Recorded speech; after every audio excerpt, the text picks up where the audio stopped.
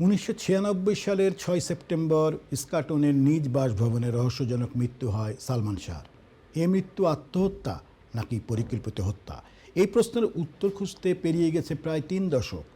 দীর্ঘ অপেক্ষার পর এবার সেই মামলা এসেছে নতুন মোড়।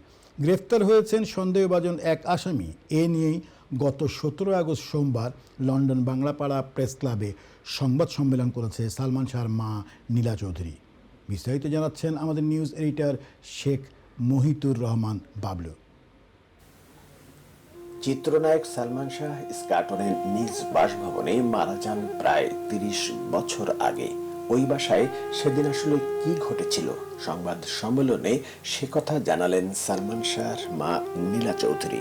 সালমান শাহকে শেষের প্রাণ ছিল, ওই সময় মারা হয়েছে।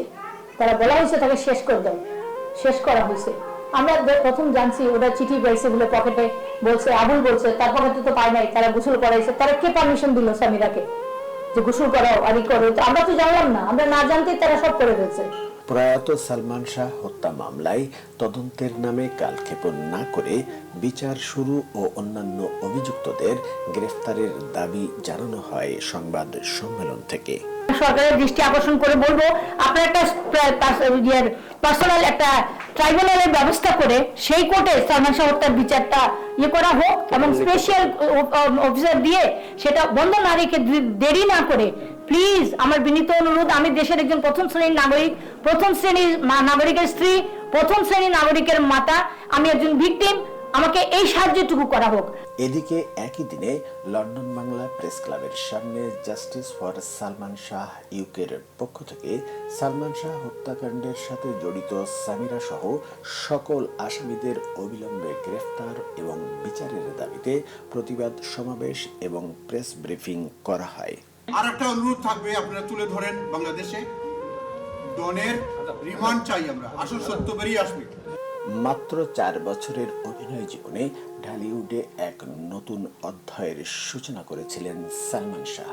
ক্ষণজন্মার নায়ক হিসেবে কোটি দর্শকের হৃদয়ে জায়গা করে নিয়েছিলেন তিনি। মাত্র 25 বছর বয়সে তার ইহজাগতিক ভ্রমণের ইতি ঘটে।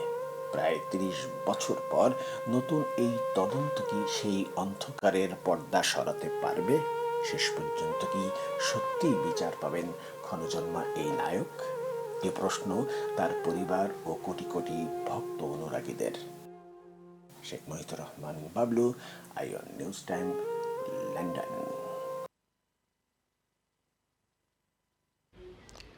উৎসবমুখর পরিবেশে যুক্তরাজ্যের তারক মুসলিম সেন্টারে অনুষ্ঠিত হয়েছে দিনব্যাপী কমিউনিটি ওপেন ডে।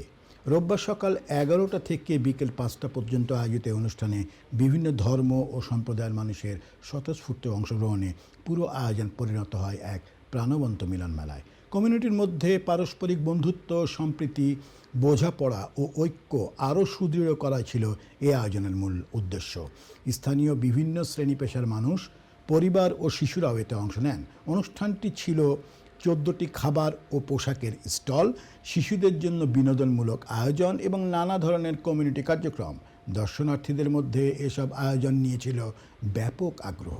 তারক মুসলিম সেন্টারের চেয়ারম্যান ডক্টর মোহাম্মদ সিরাজ আলী এর সার্বিক তত্ত্বাবধানে অনুষ্ঠানটি সফলভাবে সম্পন্ন হয়। বিশেষ অতিথি হিসেবে উপস্থিত ছিলেন ইসলামিক মিডিয়া ব্যক্তিত্ব মুফতি আব্দুল মুন্তাকিম এবং সাবেক মেয়র ও কাউন্সিলর কায়সার আব্বাস সহ কমিউনিটির বিশিষ্ট ব্যক্তিরা।